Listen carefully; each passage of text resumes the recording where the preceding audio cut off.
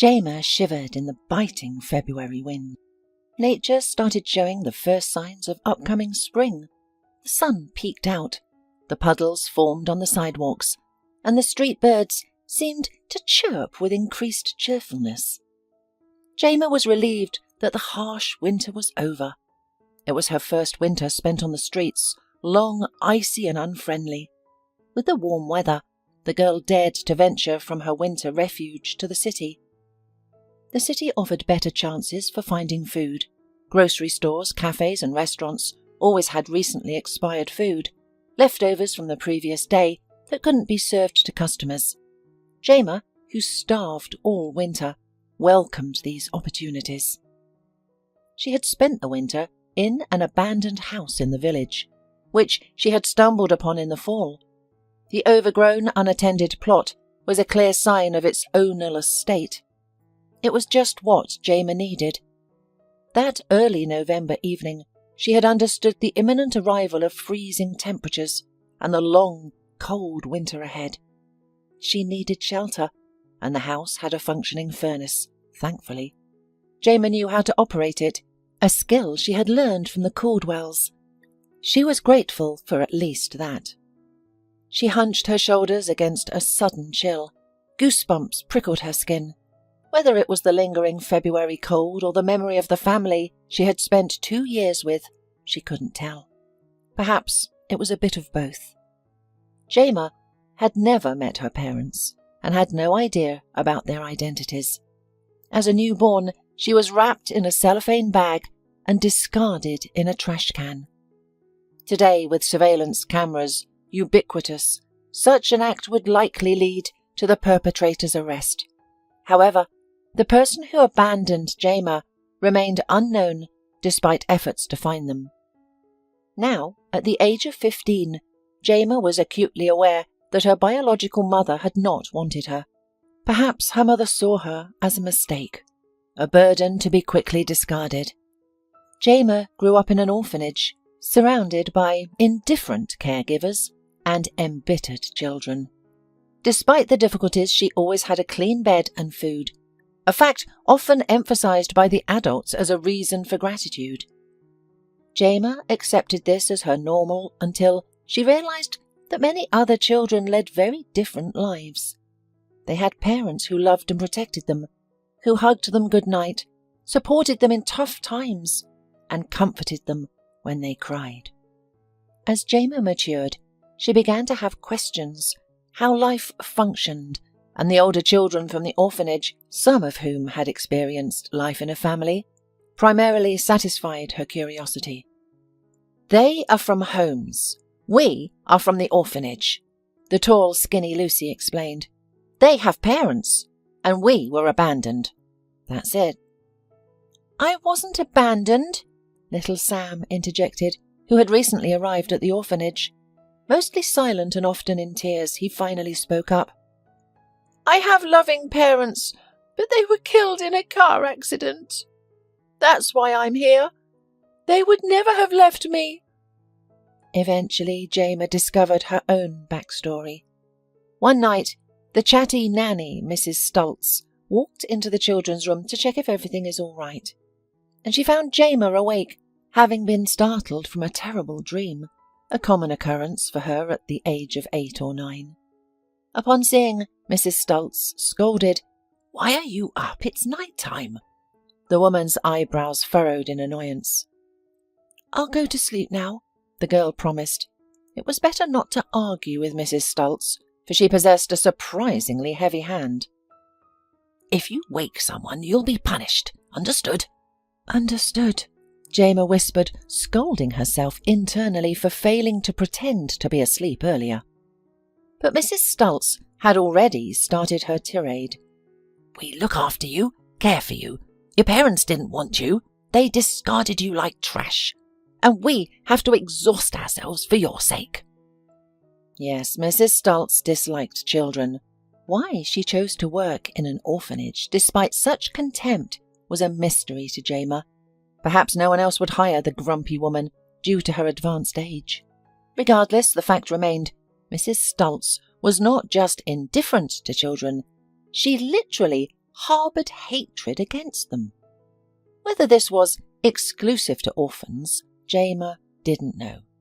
"You are all children of alcoholics and marginalised people," Mrs. Stultz continued.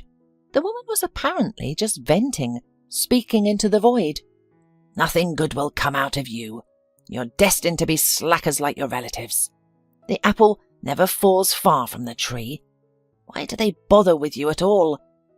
Even your mother discarded you. You were lucky to be found in time. The old man couldn't sleep, you see. He went to take out the garbage at 5 a.m, and there you were. If he hadn't found you, it would have been less trouble for everyone." "Are you talking about me?" Jamer immediately asked. She wouldn't normally have dared to speak to Mrs. Stultz, but the woman was apparently revealing her past. It was impossible to remain silent. "Who else?" Mrs. Stultz shot Jamer a contemptuous look. "Was I really thrown in the trash?" Jamer's voice quivered, tears welling in her eyes. She suddenly felt deeply hurt. All the children who didn't know their parents often fantasized about their origins. Jamer was no exception. She imagined stories where her mother had to leave her at the orphanage for her own good. She always hoped her mother would come back for her one day, to take her away from this dreadful place. But this revelation hit her hard. "So you don't know?" Mrs. Stultz asked, surprised. "The whole staff knows about it. Hasn't anyone told you before?" Jamer shook her head. Mrs. Stultz smiled maliciously. "Well, you should know. The old man found you in a garbage can and brought you here, to the orphanage. Your mum must have been an alcoholic. That's how you are, just like the rest of them." Mrs. Stultz relished in Jamer's grief. She embellished her story with vivid details, describing the dirty supermarket cellophane bag the man found the newborn in. She explained how they searched for Jamer's mother in the neighbourhood and the homeless shelter, but to no avail. "You were diagnosed with so many conditions, we thought you'd end up disabled if you survived at all. Your mother must have drunk and smoked during her pregnancy. That's why no one adopted you when you were young. Too many illnesses. And now you're older. Who would want such a burden?" After Mrs. Stultz left, Jamer laid awake and motionless for a long time, mulling over the caregiver's words. Maybe Mrs. Stultz lied. Possibly she was teasing me deliberately to hurt me. The next morning, the girl, having gathered courage, approached one of the educators. She had been working in the orphanage for a long time. Surely she must know her story. But the woman confirmed everything. "Yes, you were indeed found in a garbage can by an elderly man, quite accidentally. He even wanted to take you away afterward. To raise you like a daughter or granddaughter, rather. But who would give a baby to a lonely old man?" "So it's true." The girl started crying because it was the end of her childhood dreams of suddenly having parents. Lucy, who had already turned 12, came to Jamer in the dining room and sat next to her. Lucy, not that they were friends. The girls were too different in age for a full-fledged friendship. But Lucy treated Jamer with some warmth. Lucy had once had a younger sister. The girl loved her very much, took care of her, and then someone from the guests of Lucy's mother left an unextinguished cigarette on the table. There was a fire, which killed everyone in the house. Only Lucy managed to escape by some miracle. That's how the girl ended up in an orphanage. Lucy often said that she had no pity for her mother. She drank, did not care about her daughters, took to the house of her many friends and suitors, arranged parties from night until morning. But Lucy really missed her little sister. Likely, Jamer reminded Lucy of her sister, and she was the only one at the orphanage who treated Jamer warmly. "What's wrong?" Lucy asked. "Did the boys hurt you again? Or did the teacher punish you?" Jamer confided in her older friend, who smiled sadly in response. "Well, everyone here has a sad story. You were abandoned in the trash right after you were born, which is surely unpleasant. but Ben's mother sold him to gypsies. And Molly's grandmother tried to sell her. She even put an ad in the newspaper. But why? Why don't parents want their children? I don't know, Lucy shrugged, gently stroking Jema's head. It happens. I think about it a lot too. But try to imagine. Imagine you never had parents. It's easier that way. It's as if you've always been alone and nobody ever abandoned you. Jema managed to cope with her feelings. What else could she do? Life at the orphanage continued as usual. Early risings, exercises, classes and gym. But suddenly something unexpected happened to Jema. At the age of 12, she was adopted by a family. Jema understood that her chances of adoption were slim. People usually preferred to adopt babies or toddlers, but she was already a teenager. Furthermore, her appearance wasn't commonly favoured. She had bright black eyes, widely set dark eyebrows, swarthy skin, and raven black hair. Your mum probably got scared looking at you and ran off, Mrs. Stultz used to jest spitefully. Don't listen to her, Lucy always reassured Jema. You are incredibly beautiful, a real photo model. I wish I had your eyebrows and eyelashes. Mine are so pale, but you're a real beauty.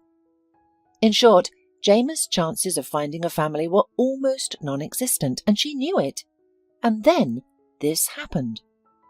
A family want to meet you, the head of the orphanage once told Jema. They want to adopt a teenager from the orphanage. It's rare. They're interested in you. Be ready tomorrow. Jema was nervous about the upcoming meeting. She had given up hope of finding a family, but suddenly potential parents appeared. She feared they might not like her and was anxious about seeing disappointment in their eyes. The thought of herself finding the prospective parents unpleasant never occurred to her. Jema yearned for guardians who would take care of her, protect her and guide her into adulthood in this daunting, confusing world. She had no knowledge of life outside the orphanage, which made the future seem terrifying. But if she could find a loving and understanding mother and father, then she had nothing to fear. On the morning before the meeting with the potential adopters, Jema woke up early, washed her face, combed her hair and got dressed. With nothing to do, she spent a long time wandering the orphanage corridor. Lucy came to support her. Everything will be all right, she smiled. Jema, you're so lucky. I'm already 16. There's no hope left for me. I'm so happy for you. Jema immediately took a liking to Anna and Peter Caldwell. They sat at the table next to the cheerful principal. They appeared kind-hearted, simple, tidy and polite. Anna wore a strict blouse and a long skirt, while Peter was in a fully buttoned shirt and classic trousers. The couple didn't appear very modern, but Jema liked that. They didn't resemble her brightly made-up and flamboyantly dressed teachers. It was a refreshing change. They were modest people, with excellent taste. And this is our Jema, the principal introduced Jema. A very good girl, quiet, calm, obedient. We've never had any problems with her. Jema had never heard so many kind words about herself. She liked the way she was being introduced to the Caldwells. Jema, Peter smiled at the girl. Do you want to find a family? Does she want a family? Yes, this is her most cherished wish. Jema struggled to find words to express the depth of her feelings, so she simply nodded in agreement. That's good, Anna rejoiced, giving the girl a warm smile. We live outside the city on a large farm with chickens, ducks and geese. We also have more children. You'll have brothers and sisters. You don't mind, do you? No, of course not, answered Jema, thinking that if these brothers and sisters treated her like Lucy did, she would be more than happy. The Caldwells engaged in an hour-long conversation with Jema, expressing genuine interest in her likes, dislikes, thoughts, dreams and aspirations. The warmth of their interaction made Jema feel comfortable and needed. They seemed to appreciate her, and their approval made Jema feel as if she was spreading wings. In early April, the Caldwells brought Jema into their home, into her new life. She was immediately taken with everything. They lived in a large wooden house outside the city, complete with a garden, various outbuildings, a garage, a barn, a chicken coop, and a summer kitchen. Jema got her own small and modestly furnished room. Having been used to sharing a bedroom with 15 others, she could barely believe her luck. Instantly, Jema was part of a large family. The new mother, father, 5 brothers and 4 sisters warmly welcomed her, showing her around the house and introducing the myriad of pets that included goats, ducks, chickens, cows, rabbits, 2 dogs and 4 cats. Jema was thrilled. The small collection of hamsters and turtles at the orphanage paled in comparison to the Caldwells' menagerie. Anna, Peter and the other children taught Jema how to care for the animals. The girl felt needed and loved. It was the custom of the family to gather for breakfast, lunch and dinner around the long table in the living room. The girls helped their mother set the table, seated everyone, then prayed and began to eat. Obeying their parents was a rule that Jema abided by without difficulty. She felt loved and cared for in this new home. Every night, Anna would hug Jema, bless her and kiss her forehead, which Jema found comforting. Although Peter was more reserved and stern, he often praised Jema for her quick adaptation and learning. She learned to tend the garden and care for the cattle, tasks she had never been taught in the orphanage, where the children weren't even responsible for washing their own dishes. The children studied at home because their school was far away in a neighbouring village, and the Caldwells lived on a secluded farm. Attending school wasn't practical, so the children had online lessons at scheduled times, not daily. Jema preferred this arrangement, as it was less intense than her previous schooling in the orphanage. She had more spare time for walking, interacting with her siblings, and playing with animals. Of course, she had to help Anna with the household chores, but Jema was only happy to do them. After all, it is so nice to be needed by someone, to feel part of the family. In general, she was overjoyed to be in such a wonderful place, and her life seemed to her full of promise. The Caldwells had its rules, which took some getting used to. First, as was mentioned, children were required to obey their parents. Secondly, the family prayed before each meal and at specified times in the morning and evening. Jema quickly learned the prayers, so this wasn't a challenge. The family also had a specific dress code. The girls wore long skirts and modest blouses, which Anna and her older daughters sewed themselves. The female family members kept their hair up in tight braids or simple buns. Loose hair was considered inappropriate. This is exactly how a well-bred girl should look. Peter praised Jema's appearance, not like those promiscuous girls from the city. Jema wasn't as pleased. She used to enjoy wearing her shiny black hair down, thinking she resembled the girls in shampoo commercials. However, she accepted that her new parents knew best and had their best interests at heart. There were no irritable nannies, angry children, grey orphanage walls, or bland food. Her new siblings treated her kindly, and they often played in the yard after chores. It was lovely. The only person missing was Lucy, but Jema was hopeful that Lucy would soon leave the orphanage and they could reunite. She was sure Anna and Peter would allow Lucy to visit her, despite rarely having guests. Jema's optimistic outlook shattered about 2 months after moving in with the Caldwells. Jema was taking out the garbage behind the house when she heard a sound. It was the rapid chime of a bell coming from the garden. Mary, Jema's little sibling, flinched. "The bell is ringing. We must go to the garden.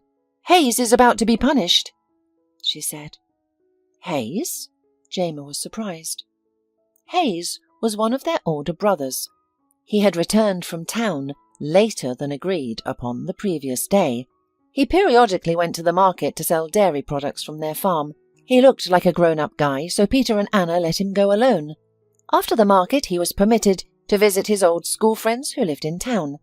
However, he was obliged to return home by a certain time, and yesterday he was late.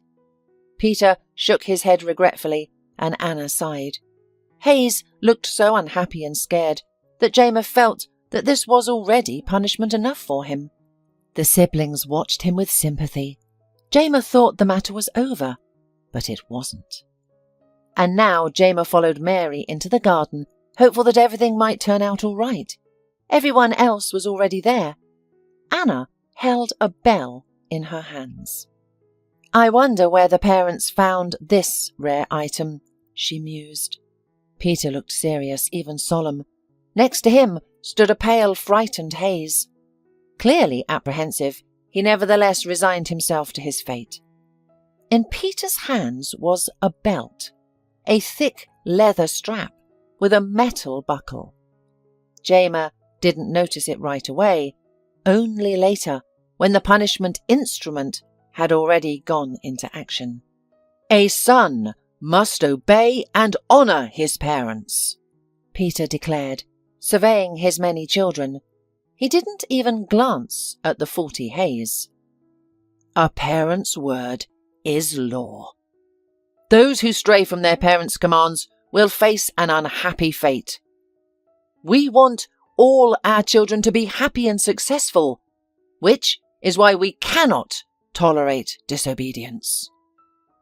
If you spare the rod, you spoil the child, Anna added, looking sympathetically at Hayes. We love you, son. We cannot let you fall. You must be punished. Hayes sighed heavily and nodded in acceptance. Then something terrible occurred. Peter began to whip Hayes with a belt, targeting his back, legs, and shoulders. With each blow, his hits became increasingly vicious, as if he derived pleasure from it. Jema watched her new father in horror. His eyes glowed with a perverse delight. There were aspects of him that reminded her of Mrs. Stultz, but at least she never resorted to physical violence or masked her anger as care. A robust, tall man was beating a frail, defenseless boy. Hayes' body quickly marked with red, swollen welts. Some even began to bleed. The pain must have been excruciating. Endure it, whispered Mary, who was standing next to Jema. Just endure, or he will hurt you even more. Jema felt sick to her stomach, wishing the horrifying scene unfolding before her was just a nightmare. How could Anna and Peter, such kind and virtuous individuals, allow such cruelty?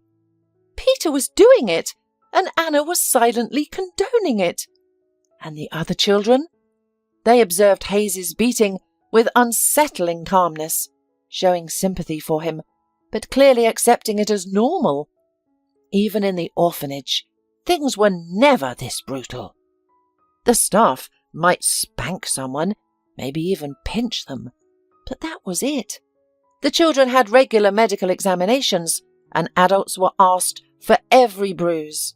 But here, Hayes fell down and seemed to lose consciousness for a while. Jema feared that the boy would die now. Peter whipped the teenager a few more times, then suddenly calmed down. This is a lesson for you and the others, he said, wiping sweat from his forehead. Go to your room. You'll be locked up for 2 days without food. Anna helped her son up and led him into the house. He was shaky. The others returned to their chores as if nothing had happened. Let's go, Mary said, pulling the stunned Jema by the arm. We've got to clean up after the house, right? Did you see what happens for disobedience? From that moment, fear nestled in Jema's heart. She worried about doing something wrong and ending up like Hayes, standing in the garden awaiting punishment. The mere thought made her heart clench. The Caldwells no longer seemed wise, kind, or understanding to her. They were frightening. What had once seemed nice and pleasant to Jema now appeared in an entirely different light. The children lived like hermits, isolated from people, under the control of 2 oppressive adults. They cared for livestock, worked in the vegetable garden, barely studied, and only interacted with each other. The once safe and kind world created by the Caldwells no longer felt that way to Jema. She began to think that staying in the orphanage would have been better. But there was no turning back now. The Caldwells were unlikely to let her leave. The Caldwells were strict with those who disagreed, were stubborn or slow. Now, Jema often saw them punish the children for the smallest offences, like poorly executed tasks. The severity of the punishment matched the offence. Sometimes children were locked in a room without food and water for days, or made to stand in a corner on peas for hours. More serious misconduct led to public floggings in the garden, with a bell summoning everyone to witness the punishment. The discipline was not just limited to the boys. Once, Peter beat his eldest daughter Aisha for simply browsing swimsuits online. Peter and Anna feared their daughter might become a vicious woman, with Peter vowing to prevent that by beating her with a belt. Aisha held back her screams, knowing that would only make Peter angrier. Jema also faced her share of troubles, primarily for arguing with her parents. One day Mary was hungry, but it was a long time until lunch, and her pleas fell on deaf ears. Unable to wait, the little girl took a piece of pie without permission. Anna saw it, and Anna informed her husband about it. Peter accused his youngest daughter of theft and retrieved a belt from the closet. Mary and Jema, who were also present in the kitchen at that time, understood its meaning. Mary trembled like a leaf, but dared not cry or beg for mercy. Jema, imagining her father punishing the little girl in front of everyone, felt a cold sweat on her back. Without thinking twice, she stood up for her sister, politely and cautiously asking Peter and Anna to forgive Mary for her minor transgression. As a result, Peter punished both daughters with the belt, Mary for stealing and Jema for disrespecting her parents. Jema felt that their punishment was less severe than that of their older siblings, but she still cried from the pain, the indignity, and the sense of helplessness.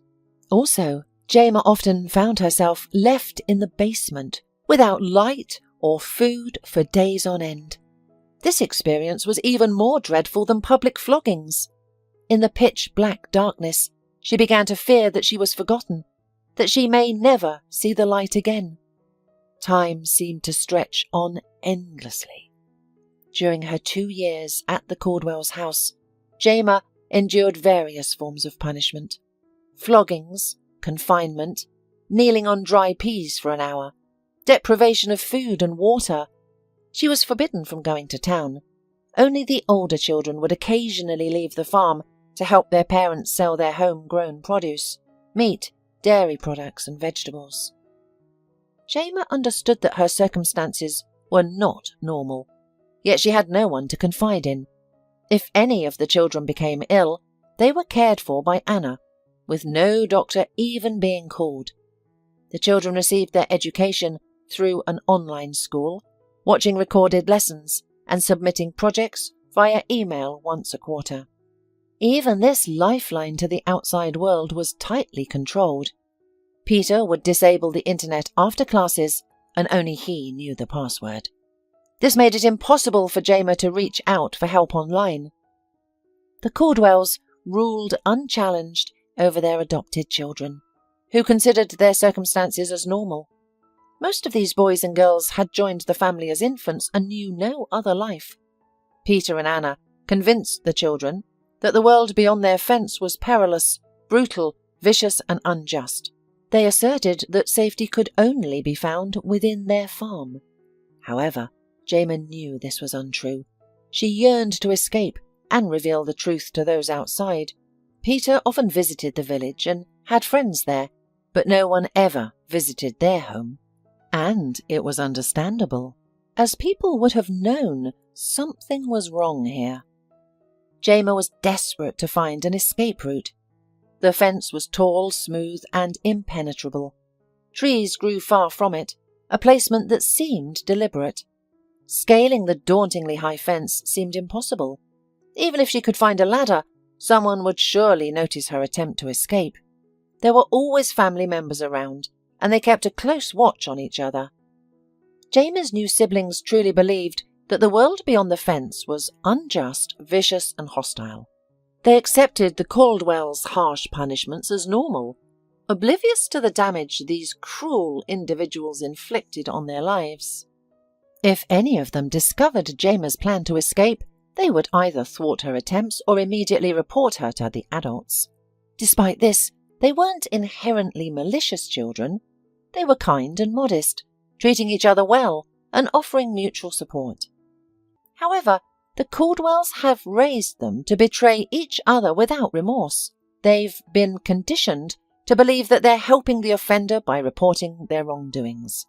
If one of them saw the other misstep, violated one of the parental prohibitions, this witness would tell the father or mother what happened. They were sure they were doing a good deed and saving a lost soul. Jema had witnessed such incidents many times, each more terrifying than the punishment her foster father's belt could deliver. Once, Jema herself was penalized for not reporting her younger sister. Stacy had accidentally knocked over a bucket left by their eldest sister at the barn's entrance. The milk spilled, startling Stacy. Jema, having witnessed the incident, tried to comfort her. "Don't worry," assured Jema. "No one saw you. If anyone asks, we'll just say the cat did it." Stacy looked at Jema in disbelief, seemingly shocked by her sister's words. However, their plan didn't work out. A couple of hours later, a bell rang in the garden, signalling that punishment was imminent. Peter was going to discipline Stacy for spilling the milk, and Jema was planning to lie to their parents and protect the guilty party. It turned out that Mary had witnessed the incident at the barn. Even the honest and well-meaning child, she immediately reported the event to Peter in good faith. The siblings were convinced that their parents were merely caring for them, that punishment was a form of purification. The Caldwells succeeded in instilling their rules and thoughts into the minds of the adopted children, but Jema was the exception. Perhaps her resistance stemmed from joining the family as a teenager rather than a little child. To survive, Jema played along, trying hard to avoid rousing suspicion, while desperately seeking an opportunity to escape. However, the foster parents were not entirely fooled. They scrutinized Jema more closely than the others, severely limiting her freedom. Jema saw no opportunities to break free or communicate her situation to others. The adults were too cautious to let her outside. Once, they intercepted her paper airplane.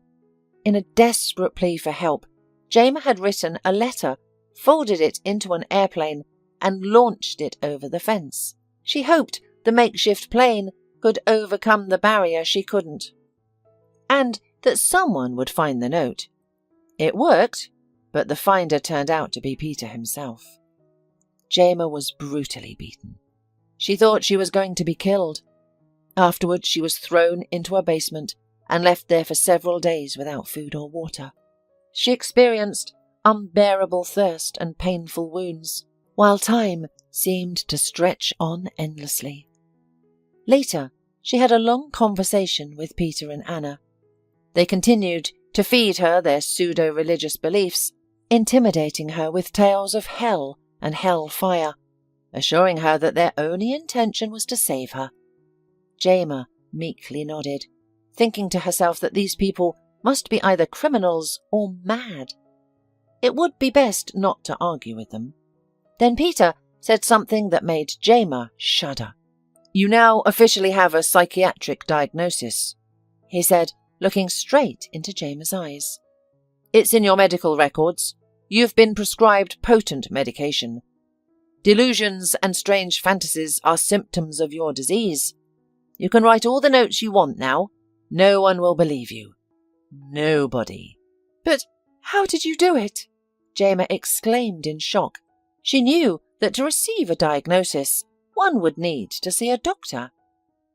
"With Stacy's help," Anna explained. You're almost the same age and you're very much alike, so she played along for your salvation. We took Stacy to the doctor. She's in the hospital now. When she gets out, you'll be an official psychiatric disability." Peter smiled, looking at the girl's confused face. "We had to do something. Had to keep ourselves safe." Anna waved her hands. "You forced us to go to such measures." Jamer grinned. Good cop, bad cop. Classic of the genre. The girl realized she was now officially a mental patient. That means whether she screams or calls for help, no one will believe her. It's a terrible situation, and her chances of breaking free and living a normal life are practically null. But Jamer was not going to give up. Staying in the Caldwell's house and living by their rules for many years was not for her. The Caldwells were making far-reaching plans. They wanted to move to the hinterland and join the sect, a community that lived in the forests away from people, survived by subsistence farming, and rejected all the benefits of civilization. For Peter, they were an ideal he aspired to. Jamer understood perfectly well that after this move, she wouldn't be able to escape. The whole community would be watching her. Then one day, the real opportunity to escape presented itself to Jamer. Peter, while on his way to the town market, had forgotten to lock the door. He had assumed Hayes would do it, but Hayes, engrossed in the workshop, had not heard his father's request. Jamer, who was weeding the vegetable garden, saw everything. Mary was with her because, from that point forward, one of the siblings always accompanied her, as ordered by Peter and Anna. They wanted to keep a close eye on his defiant stepdaughter, as they did not trust her, despite her attempts to appear docile and defeated. Upon seeing the ajar door, Jamer's heart pounded fiercely. This is my chance to escape. Even though I'm not prepared, my things aren't packed, and I don't have a plan. I must seize this opportunity. Another chance like this may never come again. Slowly, Jamer straightened up, dusted off her hands, checked that Peter's car was safely away, and then sprinted towards the open door. "Stop! Where are you going?" Mary's surprised and thin voice trailed behind her. Jamer didn't even turn around. Of course, she knew that her escape would result in consequences for everyone. All the children would be punished for not keeping an eye on her. Mary and Hayes, who failed to close the door in time, would face the harshest punishment. However, Jamer couldn't afford to worry about that now. She ran out the gate and surveyed her surroundings. It had been a long time since she had seen such openness. A wide field lay ahead, bisected by a country road, which Peter used to travel to town. Jamer was aware of a nearby village where she could seek help. She just had to get there. Knowing Mary would rouse everyone and that her older brothers, who were fast and strong, would pursue her, Jamer ran with all her might. Realizing that she couldn't outrun her brothers on the open road, she veered into the cornfield and plunged inside it. From here, she couldn't even see the road, but she was confident she was heading in the right direction. She remembered exactly where to go. Navigating through the dense growth was challenging. Fresh scratches added to the scars and wounds from past punishments. Swarms of insects were a nuisance, buzzing around the fugitive. Despite these discomforts, Jamer found this better than being confined within the Caldwell's house. She was finally free, and even felt a noticeable ease in her breathing. The feeling of being outdoors, the freedom to wander wherever her feet led her, and the ability to breathe in deeply was exhilarating, especially after almost 2 years of captivity. She soon approached a village, but hesitated to leave the cover of the corn. She needed to survey the area first. The area appeared serene, with its quiet streets, cosy houses, and low, multicolored fences that offered glimpses of people, gardens, and vegetable patches. They were ordinary homes. a stark contrast to the Caldwell's impenetrable fortress. However, the girls soon realized that the village was surprisingly bustling.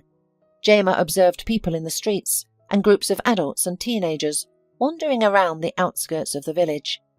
She wondered if they were searching for her, and soon her suspicions were confirmed when she spotted her brother's bicycle lying in the grass beside the first house in the village. At that moment, she understood the situation. The brothers hastily alerted the villagers about their sister's disappearance, describing her as mentally ill. The entire village was now searching for her. A group of middle-aged women came dangerously close to Jema's hiding place.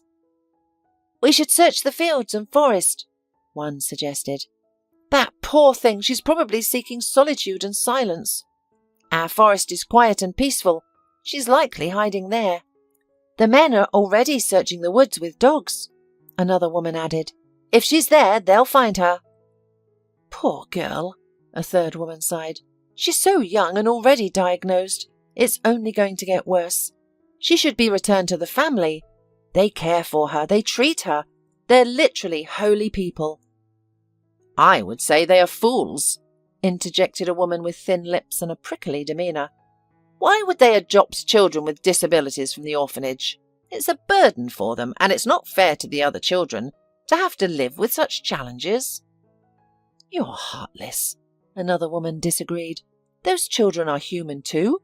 They say this girl suffers from her delusional fantasies and even self-harms.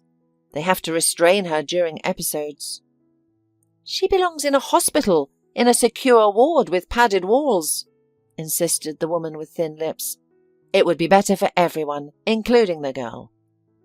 "They're planning on it," the second person said. "I overheard that if they catch the girl, they'll admit her to the hospital immediately.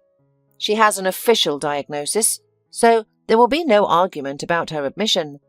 They'll give her medications, provide her with care. She'll come out an entirely different person. The disease won't disappear, of course, but they'll be able to manage her symptoms." The women conversed briefly before departing, leaving Jema alone with her thoughts. She reflected on her predicament in light of their conversation. She realized she couldn't reach out to the villagers for help. They all sided with the Caldwells. Peter had convinced them that he was caring for a mentally unstable daughter. Now that she had run away, they wouldn't believe her if she tried to reveal the truth. To them she was mentally ill, prone to delusions and hallucinations. If she approached them, they would send her back to the Caldwells, who might commit her to a hospital. There, her pleas would fall on deaf ears due to the grim diagnosis in her medical record. Jema had pinned her hopes on her scars, thinking they would serve as evidence of her mistreatment. However, the villagers believed the runaway girl was inclined to self-harm. This too was a dead end. Peter had cleverly manipulated every possible outcome. Jema resolved to head for the town, as it offered her better chance to get help and potentially save the other Caldwell's children. She hoped they might receive assistance from psychologists or psychiatrists who could help them see the true nature of their foster parents. Time was of the essence. She had heard that search parties with dogs would soon scour the area. Jema ran faster than she ever had before. Knowing the direction of the town and hurrying towards it, she didn't stop, even when night fell, seemingly unaffected by fatigue. Fueled by adrenaline, Jema endured a challenging day-long journey, reaching the town by 6 a.m. She was conscious of her dishevelled appearance, a long skirt with a ragged hem, a dirty shirt with messy hair. Fortunately, the streets were deserted at that hour. She needed to find the police station, which would surely offer the help she sought. However, as she was about to take a step forward, she noticed a flyer on a pole that stopped her in her tracks. It was an ordinary A4-sized flyer, but it bore her picture. The text beneath quickly made her realize she couldn't seek help in the town either. The Caldwells had outmaneuvered her, reporting her to the police and even distributing flyers. The text stated that a girl with a psychiatric diagnosis was missing and provided a description matching Jema. The flyer cautioned the public to be wary when encountering the teenager, as her diagnosis could lead to unpredictable behaviour. Jayma did not go to the police. Instead, she sought refuge in an abandoned part of town and found shelter in a dilapidated house, where she finally fell asleep. Overcome with exhaustion, she fell into a deep sleep almost instantly. When she awoke, the sun was already high in the sky, and her mind was clearer. Sitting up and hugging her knees, Jayma leaned against the wall, ready to contemplate her situation. Her prospects were bleak, but she faced the reality with courage. She reasoned, I can't go to the police. They already know about me.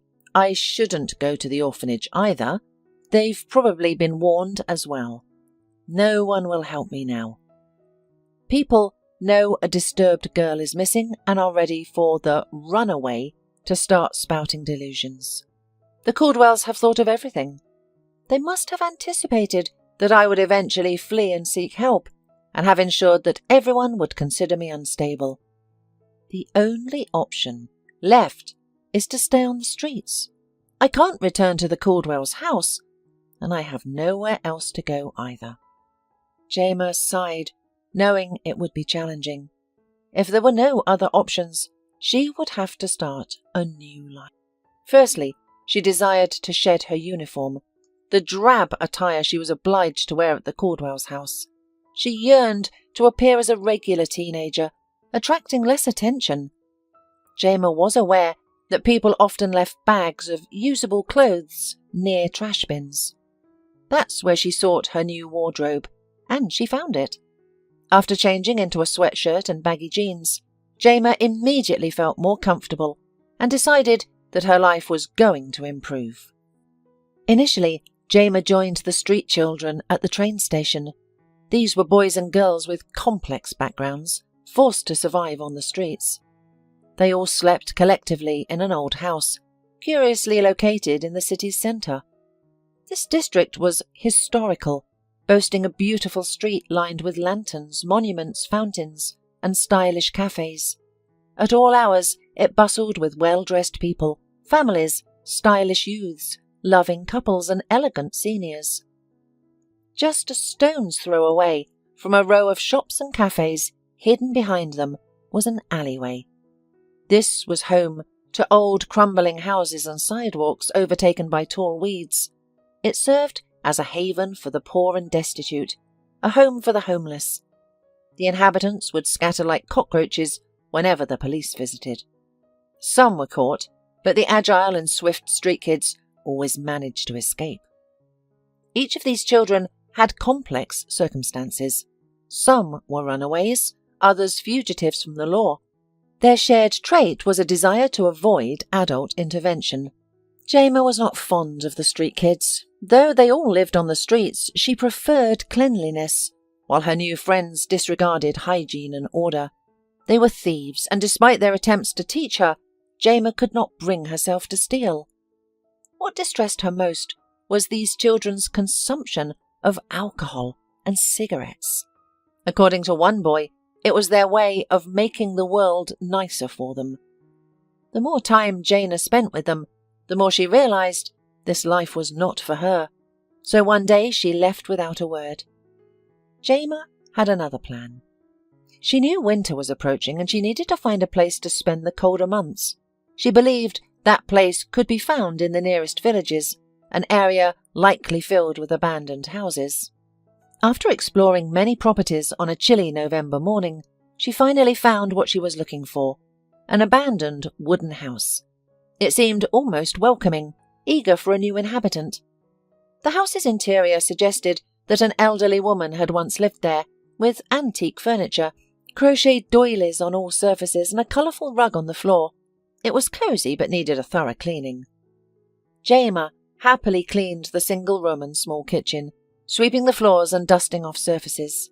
Then she lit the furnace. Using the abundant firewood from the yard, the house quickly warmed, becoming cosy and inviting. Jayma mentally thanked the Caldwells for teaching her how to heat a house, a skill that was proving invaluable. Her life was quiet and routine. The house was a safe haven for her, providing comfort and security. Jema fetched water from the nearest lake for cooking and hygiene, carrying the heavy bucket back to the house. She then boiled the water on the hot furnace to kill any germs. Despite the challenges, the girl found this way of life bearable. Jema found warm clothes at the dump, situated roughly a kilometre from her new shelter. It was fortunate that people frequently left bags filled with items still in good condition at the entrance. The dump was a treasure trove of useful items, such as furniture, toys and books. Jema would occasionally visit, much like one would a store, browsing and selecting items.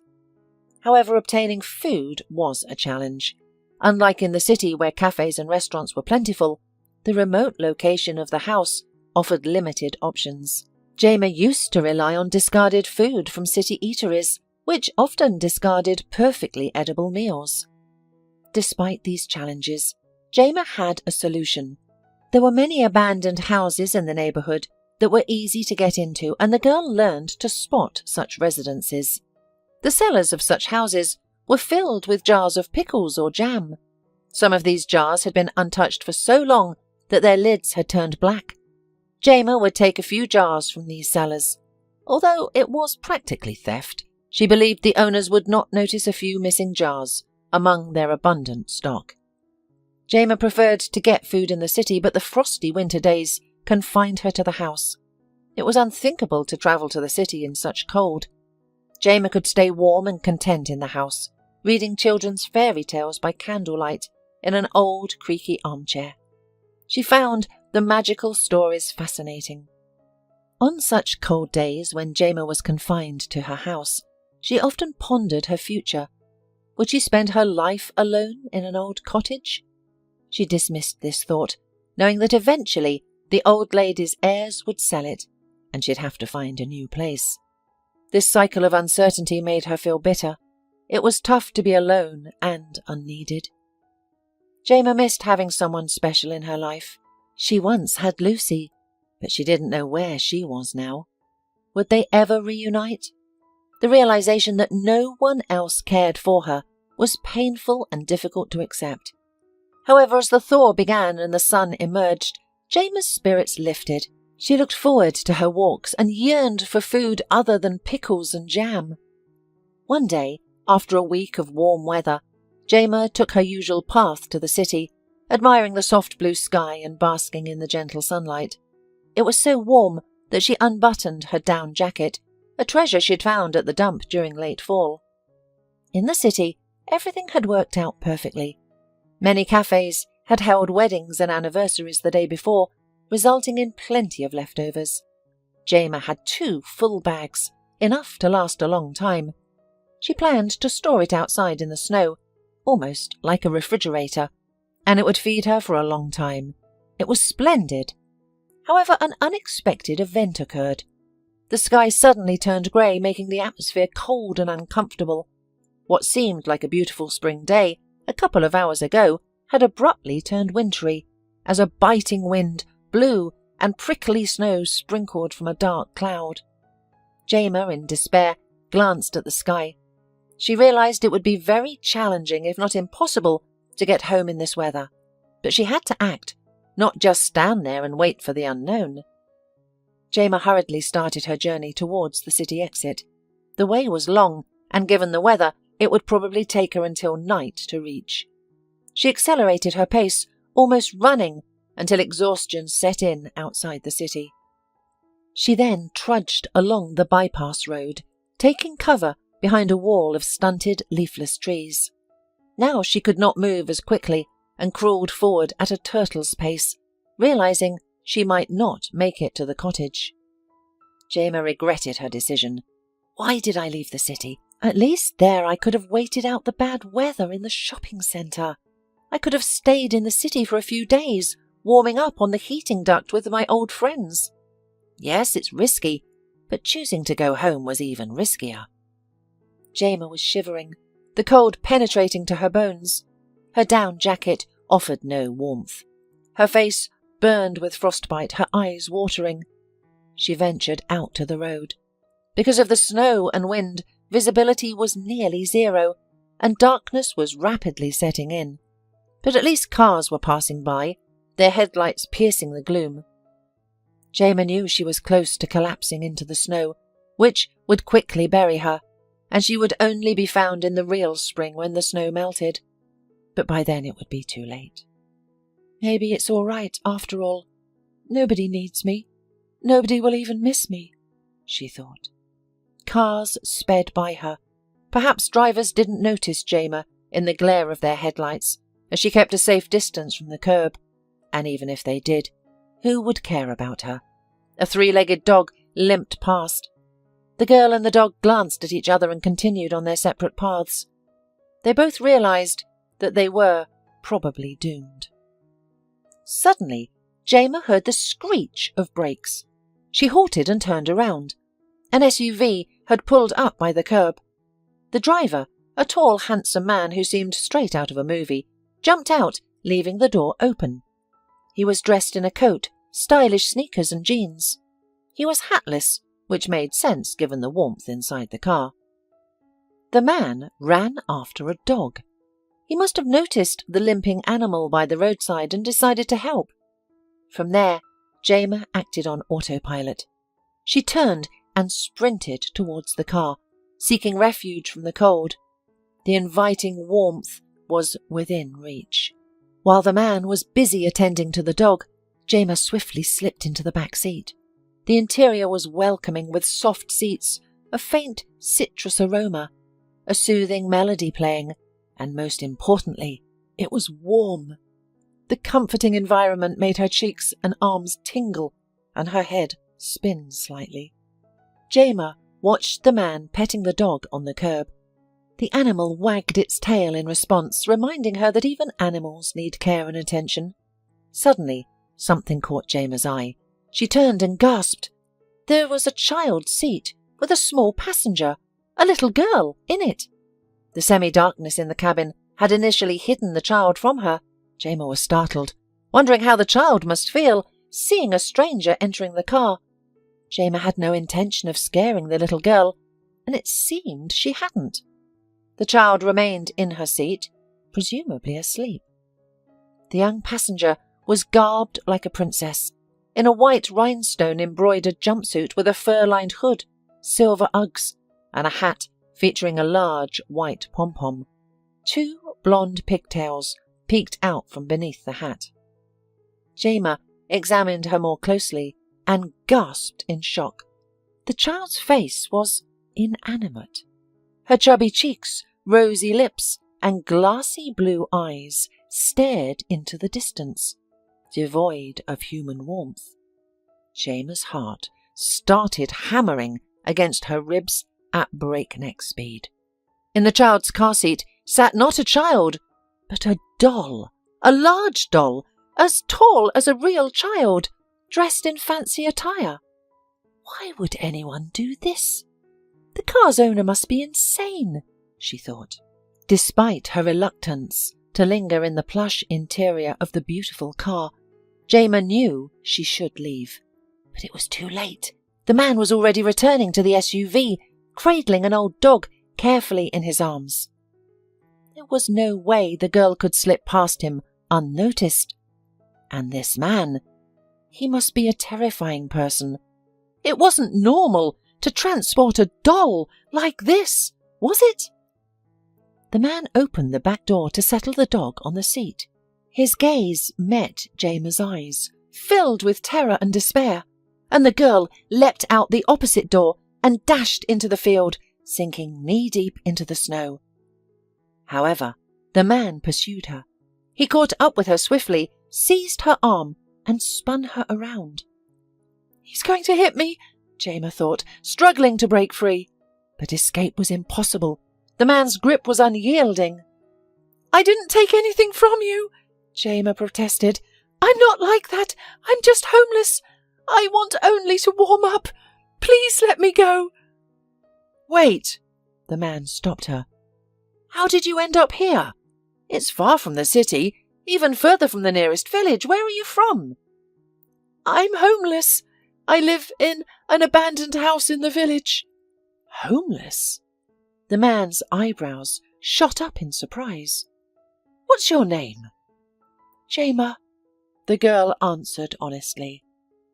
The man seemed normal, even safe.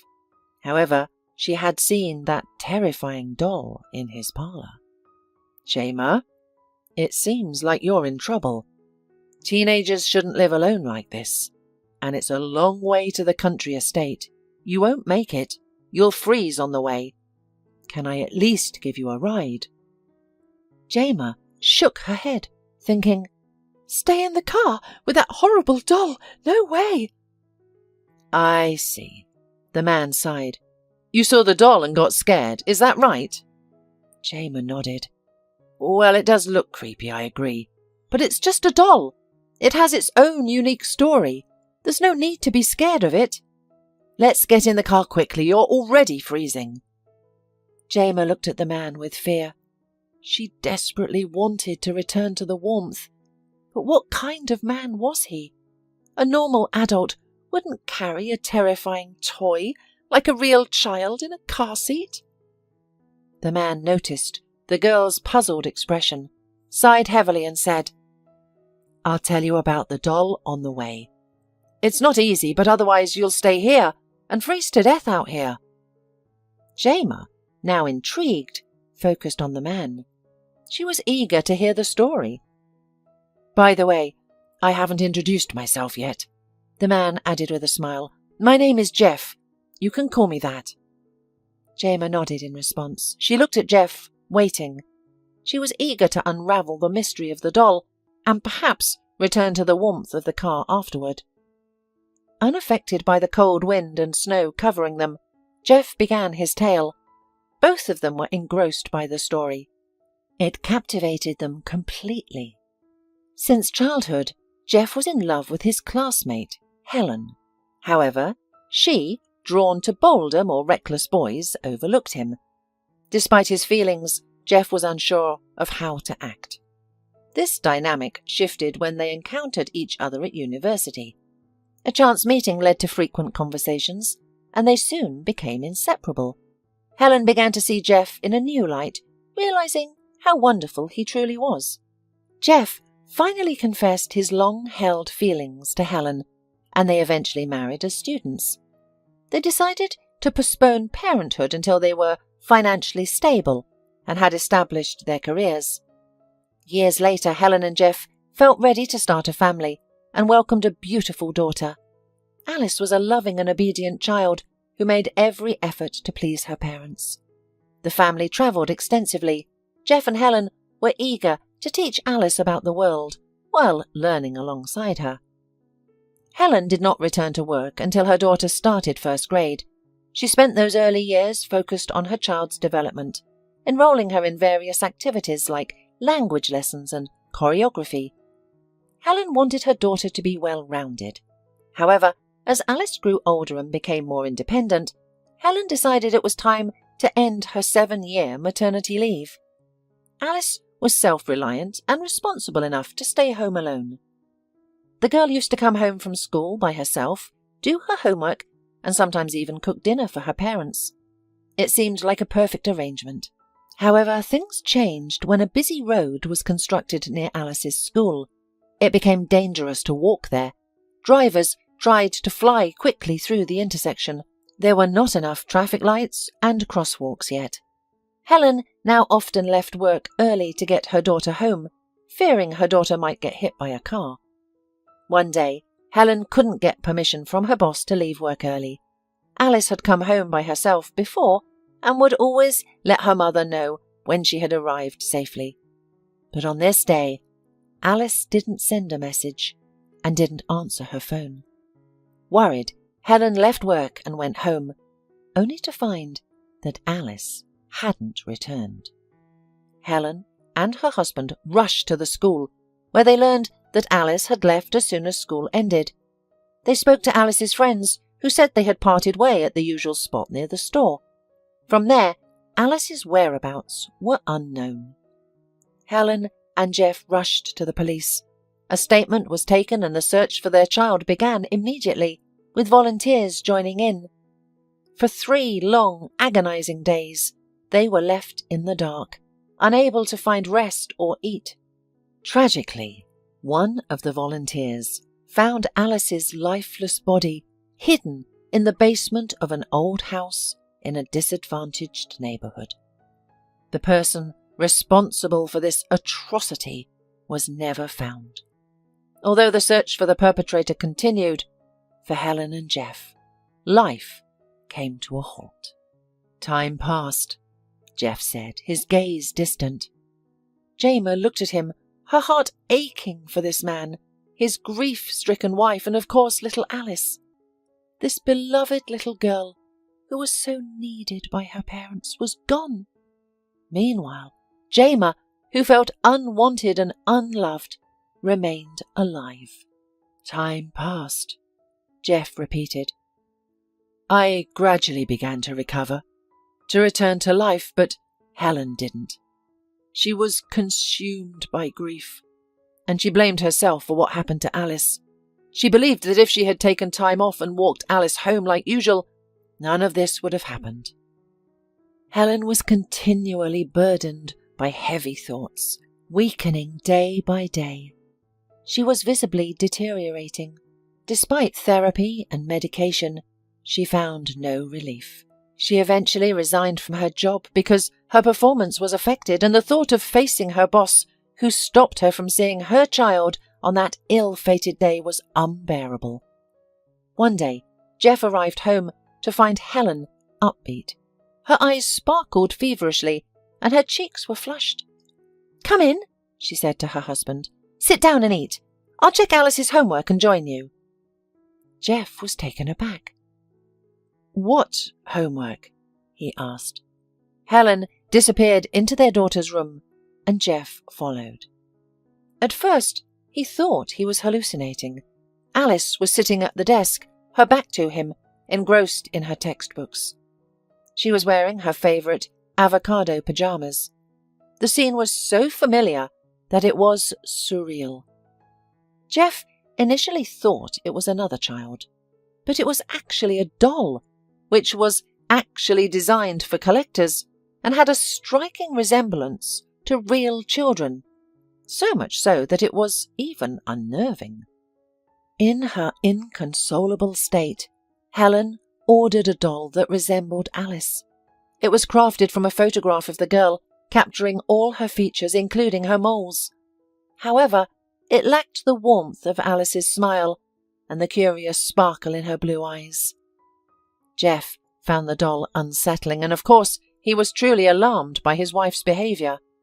Yet Helen seemed happy for the first time since the tragedy. Jeff thought it might be a coping mechanism, or a way for her to accept what had happened. Nothing else had been able to alleviate her depression, but the doll seemed to help. However, Helen's behaviour grew increasingly strange. She treated the doll as if it were their living daughter, preparing Alice's favourite meals, conversing with it, and even buying it clothes. Helen was drifting further from reality. When she decided to take the doll to a children's movie, Jeff realised he needed to take action. He called for medical help. Helen was diagnosed with a serious stress-induced disorder and was admitted to a hospital. After nearly half a year of treatment, Helen's condition improved significantly. She was more aware of reality, although not fully recovered. Despite this, progress was evident. The doctors even allowed her to go home on weekends. Jeff looked forward to these days, but Helen's peculiarities persisted, which was unsettling. For instance, Helen insisted that a doll be in the car, specifically in a child's seat.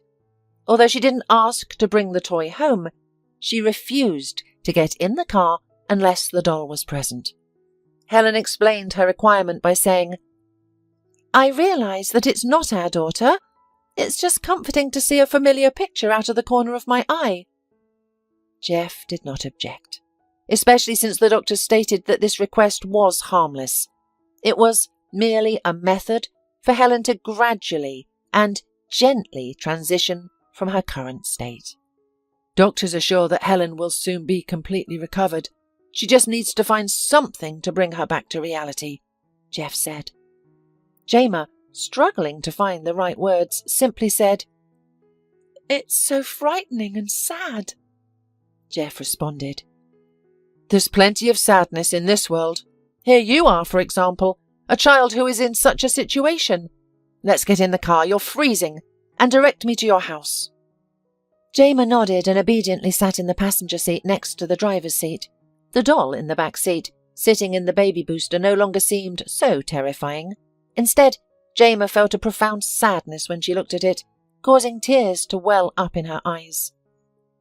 "I'm going to the hospital to pick up Helen," Jeff explained. "The doctors allowed me to take her for the weekend, and that's why this doll is here. It's what Helen needs for now."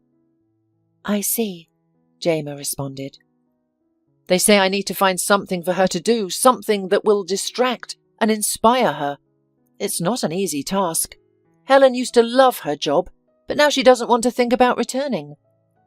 "I think everything will be fine," Jamer attempted to comfort Jeff.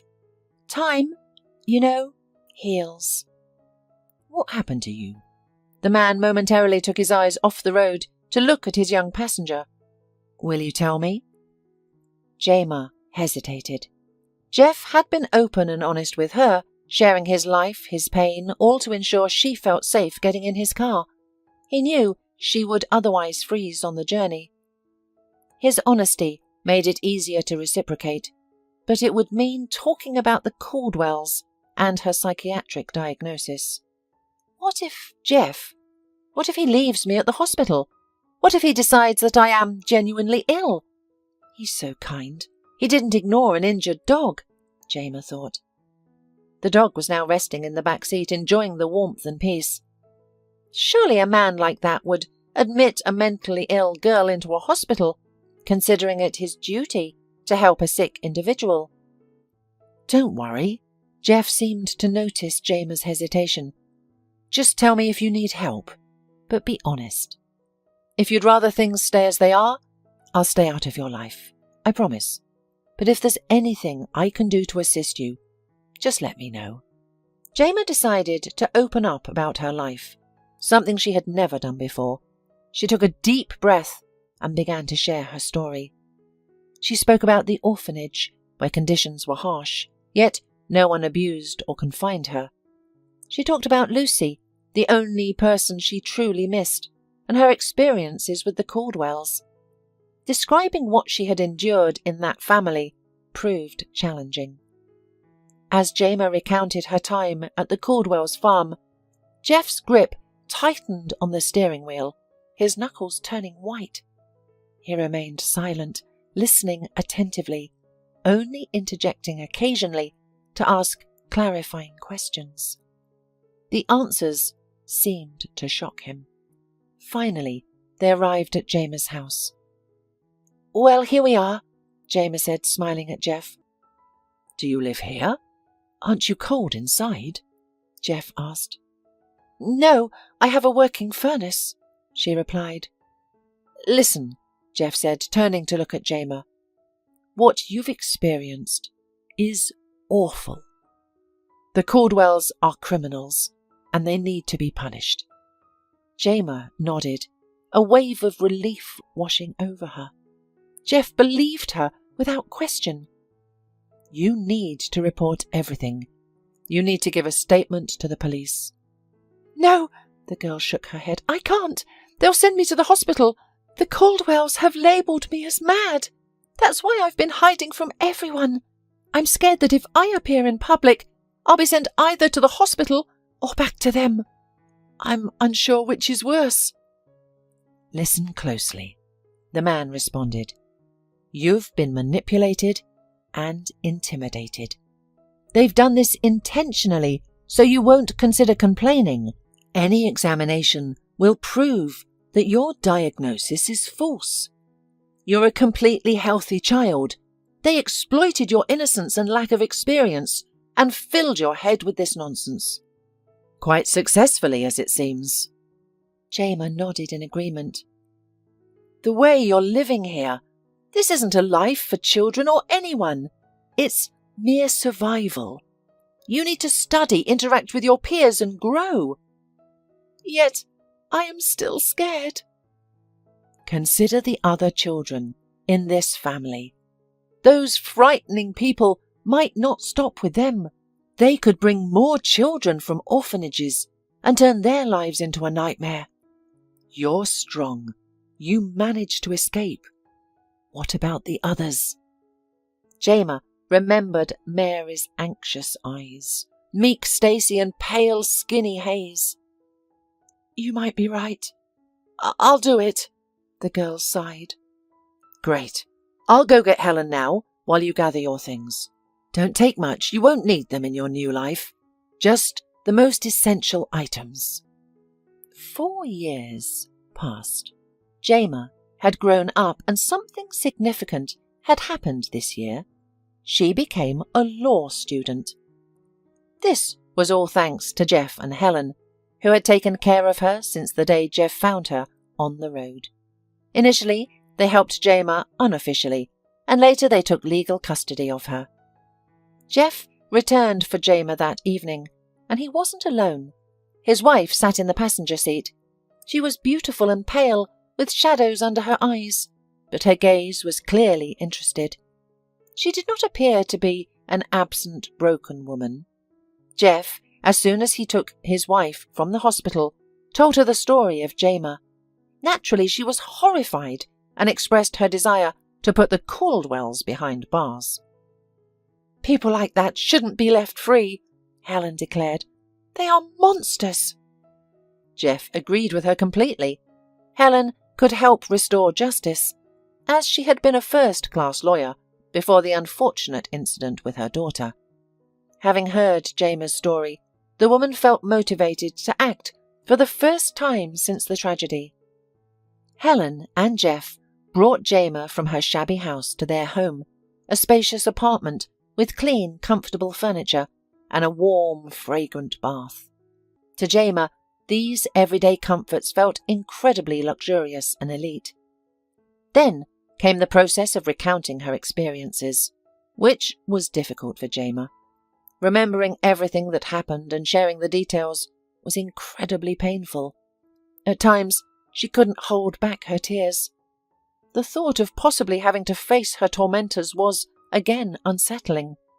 However, Helen assured Jema that she wouldn't have to meet her foster parents again, a gesture for which Jema was deeply grateful.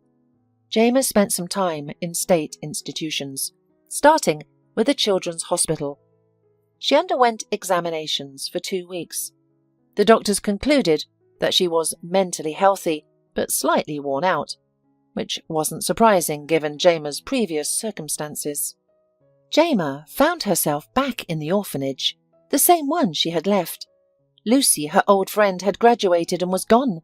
The tutors shrugged off questions about Lucy's fate. She doesn't keep in touch with us, they said indifferently. Despite this, Jema didn't feel lonely or abandoned. She was frequently visited by Jeff and Helen, who brought gifts and expressed interest in her life. At first, Jema thought their visits were solely related to Helen's case. However, even after Anna and Peter Caldwell were sentenced to long prison terms, their visits continued. Jema realized that Helen's investigation was the case that brought the woman back to life. Helen had regained her vitality. She was once again filled with the desire and strength to fight injustice. Even her appearance changed. Her pallor faded. Her gaze became confident and piercing, and her eyes sparkled with a thirst for life. Jema was pleased to witness this transformation. During one visit, Jeff casually asked if Jema would object to them becoming her legal guardians. Jema was thrilled. She had never dared to dream of such a thing. Initially, there were complications, as Helen, a recent psychiatric patient, wasn't considered an ideal candidate for foster parent. Despite this, the couple managed to gain custody of Jema. She began living with them, finally experiencing true happiness. Jeff and Helen never pushed Jema. Instead, they gently guided and advised her, engaging in lengthy conversations. Jamer had never felt so needed and happy before. They also searched for Lucy, who lived on the city outskirts in a state-provided apartment for orphans. She worked as a store clerk. Jamer was thrilled to reconnect with her friend, and Lucy felt the same. Helen and Jeff brought the Caldwells' youngest children, Mary, Stacy, Hayes, into their family. These children required extensive rehabilitation due to the significant damage to their developing psyches caused by Peter and Anna. Helen, Jeff, and Jamer faced a long and challenging task, but they were prepared and eager to restore the children's sense of childhood. The elder Caldwells required more comprehensive care, resulting in their admission to a hospital with psychologists and psychotherapists. But the couple had no intention of leaving the elder Caldwell's children, who had faced greater hardships.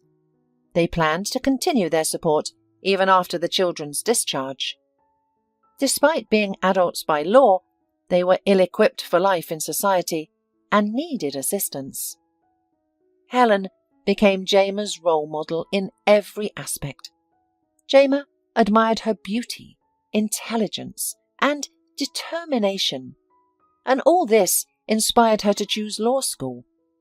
Helen wholeheartedly supported her. Soon, Jamer would embark on her studies and a new phase of life, and she knew that whenever she felt overwhelmed by the city's hustle and bustle, she could always retreat to Helen and Jeff. They provided a haven where she could rest, receive love and attention, and rejuvenate.